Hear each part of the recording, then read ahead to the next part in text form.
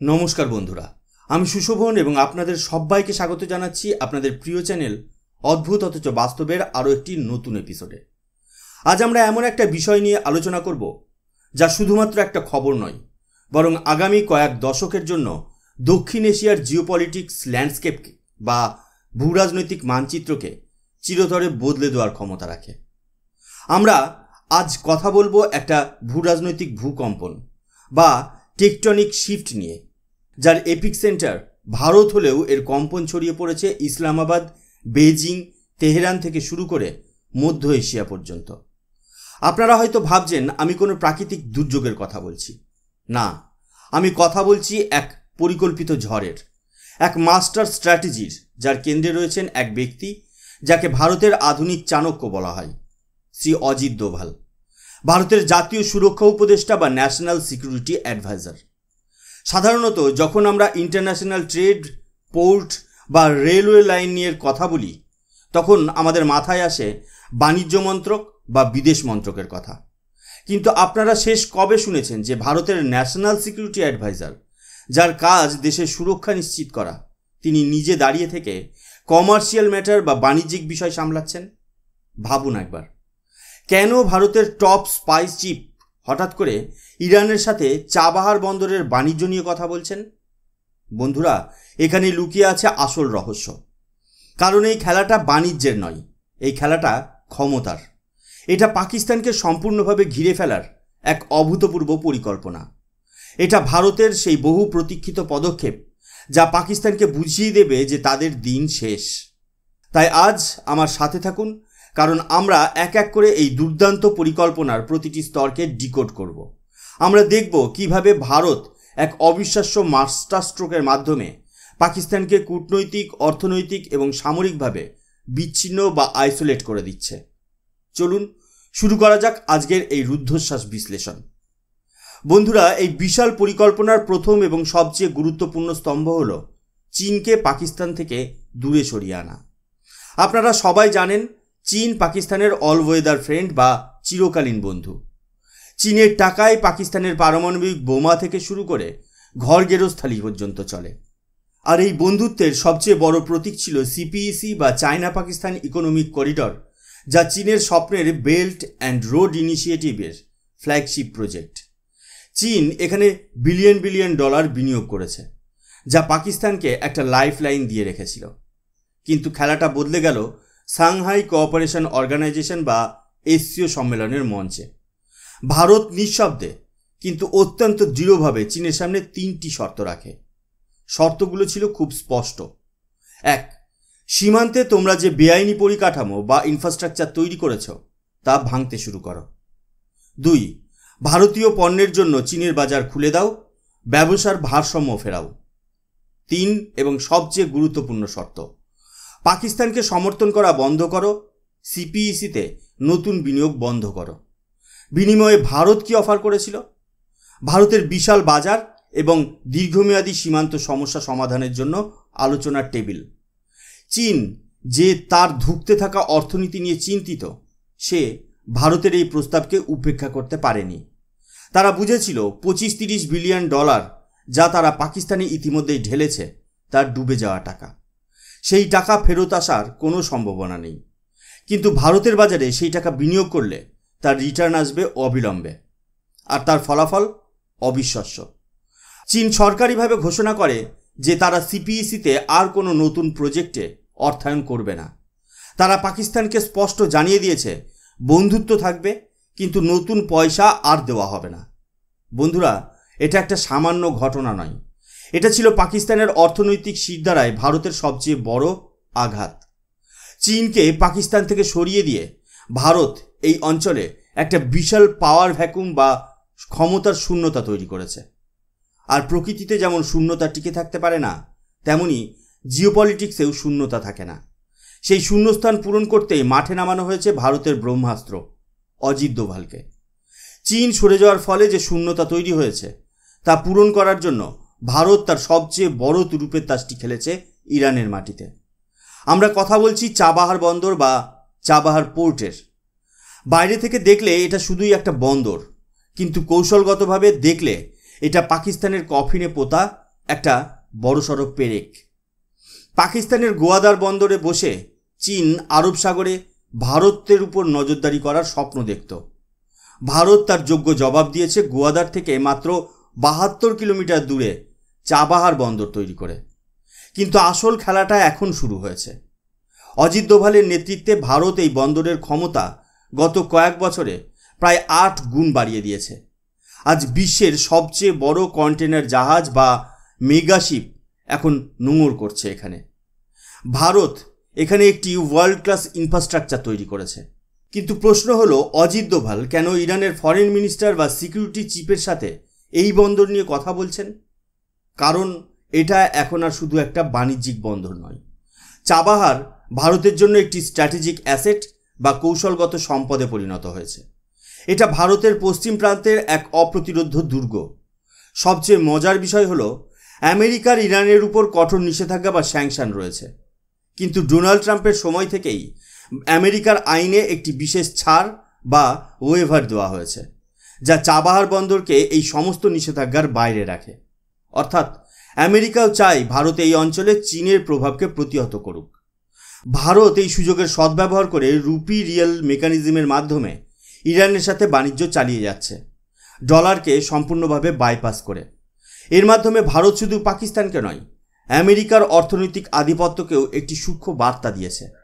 চাবাহার বন্দর থেকে ভারত শুধু পণ্য পাঠাচ্ছে না, এখান থেকে পাকিস্তান এবং চীন উভয়ের উপর কড়া নজর রাখছে। এটা হলো ভারতের স্ট্র্যাটেজিক এনসার্কেলমেন্ট বা কৌশলগত ঘেরাওয়ের প্রথম ধাপ। বন্ধুরা, যদি চাবাহার বন্দর হয় বন্দুক, তাহলে এর বুলেট হলো একটি অবিশ্বাস্য ইঞ্জিনিয়ারিং প্রয়াস। চাবাহার থেকে জাহেদান পর্যন্ত বিস্তৃত 600 কিলোমিটার দীর্ঘ রেল লাইন। এই রেল লাইন শুধু ইরানকে জুড়ছে না, এটা ভারতের জন্য মধ্য এশিয়ার দরজা খুলে দিচ্ছে। জাহেদান শহরটি আফগানিস্তান এবং তাজিকিস্তান সীমান্তের খুব কাছে অবস্থিত। এই রেল লাইনের 80% কাজ ইতিমধ্যেই শেষ হয়ে গেছে এবং আশা করা হচ্ছে যে 2025 সালের ডিসেম্বরের মধ্যেই এটি সম্পূর্ণরূপে চালু হয়ে যাবে। একবার ভাবুন এর প্রভাব কতটা সুদূর প্রসারী। ভারতীয় পণ্য মুম্বাই থেকে জাহাজে করে চাবাহার পৌঁছাবে, সেখান থেকে ট্রেনে করে আফগানিস্তান, তুর্কমেনিস্তান, তাজিকিস্তান এবং সমগ্র মধ্য এশিয়ায় ছড়িয়ে পড়বে। এমনকি রাশিয়া পর্যন্ত পৌঁছানোর একটি বিকল্প পথ তৈরি হয়ে যাবে। এই international north south transport corridor পাকিস্তানকে সম্পূর্ণভাবে অপ্রাসঙ্গিক বা ইররিলেভেন্ট করে দেবে। যে পাকিস্তান এতদিন ভারতকে মধ্য এশিয়ায় যাওয়ার পথ আটকে রেখেছিল, সেই পাকিস্তানকেই এখন ভারত মানচিত্র থেকে মুছে দিচ্ছে। এই নতুন রুটের ফলে ট্রান্সপোর্টেশন টাইম প্রায় 40% এবং খরচ প্রায় 30% কমে যাবে। কিন্তু আমি আবারও সেই একই কথা বলছি, এই রেল লাইনের আলোচনায় অজিত দোভাল কেন? কারণ এই রেল লাইনের স্ট্র্যাটেজিক গুরুত্ব এর অর্থনৈতিক গুরুত্বের চেয়ে অনেক গুণ বেশি। এটা শুধু বাণিজ্যের রুট নয়, এটা ভারতের প্রভাব বিস্তারের রুট। এর মাধ্যমে ভারত মধ্য এশিয়ার দেশগুলির সাথে তার সম্পর্ককে আরও মজবুত করবে, যা পাকিস্তানের জন্য এক দুঃস্বপ্ন। উজবেকিস্তান থেকে ইউরেনিয়ামের মতো পরমাণু কাঁচামালও এই রুটে আনার পরিকল্পনা চলছে। পাকিস্তানকে বাইপাস করার এর চেয়ে বড় প্রমাণ আর কি হতে পারে? এতক্ষণ আমরা অর্থনৈতিক এবং কূটনৈতিক ঘেরাওয়ের কথা বললাম। এবার আসা যাক সামরিক বা মিলিটারি ডাইমেনশনে। পর্দার আড়ালে ভারত এমন কিছু পদক্ষেপ নিয়েছে যা পাকিস্তানের ঘুম কেড়ে নেওয়ার জন্য যথেষ্ট। মধ্য এশিয়ার দেশ তাজিকিস্তানে ভারত দুটি অত্যন্ত গুরুত্বপূর্ণ বিমান ঘাঁটি বা এয়ারবেস তৈরি করেছে, ফারখোর এবং আইনি। এই এয়ারবেসগুলি ভারতকে এক অবিশ্বাস্য স্ট্র্যাটেজিক ডেপথ বা কৌশলগত গভীরতা প্রদান করে। এখান থেকে ভারতীয় বিমান বাহিনী এবং গোয়েন্দা সংস্থাগুলি পাকিস্তানের উপর 24/7 নজরদারি চালাতে পারে। পাকিস্তানের পারমাণবিক স্থাপনা থেকে শুরু করে তাদের সেনা ছাউনি সবকিছুই এখন ভারতের নাগালের মধ্যে। শুধু তাজিকিস্তান নয়, আফগানিস্তানের মাটিও ভারত ইন্টেলিজেন্স গ্যাদারিংয়ের জন্য ব্যবহার করছে। আপনারা হয়তো ভাবছেন, ভারত আফগানিস্তানকে বিনামূল্যে গম বা হুইট পাঠিয়ে কেন এত সাহায্য করছে? বন্ধুরা, আন্তর্জাতিক সম্পর্কে কোনো কিছুই বিনামূল্যে হয় না। এই সাহায্যের বিনিময়ে আফগানিস্তানের বর্তমান শাসকরাও ভারতের ভাষায় কথা বলছে। তারা তাদের মাটি থেকে পাকিস্তানের উপর নজর রাখতে ভারতকে সাহায্য করছে। এবার পুরো ছবিটা একবার কল্পনা করুন। পূর্বে ভারত, পশ্চিমে ইরান, উত্তরে আফগানিস্তান ও তাজিকিস্তান। পাকিস্তানকে চারদিক থেকে এমনভাবে ঘিরে ফেলা হয়েছে যেখান থেকে বেরোনোর কোনো পথ নেই। আর এই সম্পূর্ণ নেটওয়ার্কটি পরিচালনা করছে একজনই, অজিত দোভাল। মে মাসে তিনি তালিবান কর্তৃপক্ষের সাথে কথা বলেন, জুনে তুর্কমেনিস্তানের নিরাপত্তা বিষয়ক আলোচনা করেন, আর এখন সেপ্টেম্বরে ইরানের সাথে। এই টাইমলাইন প্রমাণ করে যে এটি একটি সুসংগঠিত দীর্ঘমেয়াদী পরিকল্পনা, যা একটি বড় লক্ষ্যের দিকে এগিয়ে চলেছে। এই লক্ষ্য হল সময় এলে পাকিস্তানকে চূড়ান্ত শিক্ষা দেওয়া। বন্ধুরা, আমরা এখন এই বিশাল পরিকল্পনার শেষ অধ্যায়ে পৌঁছে গেছি। এই সমস্ত কূটনৈতিক চাল, অর্থনৈতিক করিডর এবং সামরিক প্রস্তুতি আসলে একটি বৃহত্তর ভবিষ্যৎ অভিযানের অংশ। এর লক্ষ্য শুধু পাকিস্তানকে বিচ্ছিন্ন করা নয়, এর লক্ষ্য হল ভারতের হারানো গৌরব পুনরুদ্ধার করা এবং ভারতের সীমানাকে সুরক্ষিত ও প্রসারিত করা। অজিত দোভালকে একটি কাজ দেওয়া হয়েছে, পাকিস্তানকে খণ্ডিত করা। তাদের আর ভারতের জন্য মাথা ব্যথার কারণ হতে দেওয়া যাবে না। আর সেই কাজ তিনি অত্যন্ত দক্ষতার সাথে করছেন। আর এর জন্য তিনি অত্যন্ত গুরুত্বপূর্ণ 4টি কাজ করেছেন। 1. Alternative trade root. চাবাহার এবং INSTCর মাধ্যমে পাকিস্তানকে সম্পূর্ণ বাইপাস করে দেওয়া হয়েছে। 2. Isolation of Pakistan. চীনকে পাকিস্তান থেকে দূরে সরিয়ে দেওয়া হয়েছে। 3. Deep partnership. ইরান, আফগানিস্তান এবং মধ্য এশিয়ার দেশগুলির সাথে কৌশলগত অংশীদারিত্ব গড়ে তোলা হয়েছে। 4.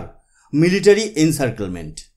তাজিকিস্তানের এয়ারবেস এবং নৌবাহিনীর সক্রিয়তার মাধ্যমে পাকিস্তানকে সামরিক চাপে রাখা হয়েছে। এই গুরুত্বপূর্ণ পরিকল্পনাটি প্রমাণ করে যে আজকের ভারত আর আগের মতো নেই। এই ভারত শত্রুর ঘরে ঢুকে জবাব দিতে জানে। এই ভারত আর রক্ষণাত্মক নয়, এই ভারত আক্রমণাত্মক। প্রধানমন্ত্রী নরেন্দ্র মোদীর নেতৃত্বে এবং অজিত দোভালের পরিচালনায় ভারত নিঃশব্দে তার কাজ করে চলেছে। কোনো বড়াই নয়, কোনো চিৎকার নয়, শুধু কাজ। পাকিস্তানও বুঝতে পারছে যে তাদের চারপাশে ফাঁদ পাতা হয়ে গেছে। চীন হাত ছেড়ে দিয়েছে, তাই তারা আজ ডোনাল্ড ট্রাম্পের পায়ে পড়ে বাঁচার জন্য ভিক্ষা করছে। কিন্তু তারা জানে এবার তাদের বাঁচানো খুব কঠিন। বন্ধুরা, আজ আমরা যে ঘটনা প্রবাহের সাক্ষী থাকছি তা কোনো সাধারণ ভূ রাজনীতি নয়। এটা হলো একটা নতুন আঞ্চলিক ব্যবস্থা বা নিউ রিজিওনাল অর্ডারের জন্ম। এই নতুন ব্যবস্থায় ভারত তার সঠিক জায়গায় ফিরে আসছে একজন নেতা হিসেবে। চাবাহার থেকে জাহেদান পর্যন্ত রেল লাইন যখন সম্পূর্ণ হবে, তখন মধ্য এশিয়ার সাথে ভারতের সরাসরি সংযোগ স্থাপন হবে। এটি শুধুমাত্র বাণিজ্য বাড়াবে না, এটি ভারতের সাংস্কৃতিক ও রাজনৈতিক প্রভাবকেও বহু দূর পর্যন্ত বিস্তৃত করবে। অজিত দোভাল যখন ইরানের সঙ্গে বাণিজ্য নিয়ে কথা বলেন, তখন বুঝতে হবে যে এটা বাণিজ্যের আড়ালে এক বিরাট কৌশলগত চাল। এটা পাকিস্তানকে বার্তা দেওয়া যে the great game has began, তোমাদের ভাঙার খেলা শুরু হয়ে গেছে। ভবিষ্যদ্রষ্টারা বলেন, প্রধানমন্ত্রী মোদী তার কার্যকলাপ শেষ করার আগে ভারতের সীমানা প্রসারিত করে যাবেন।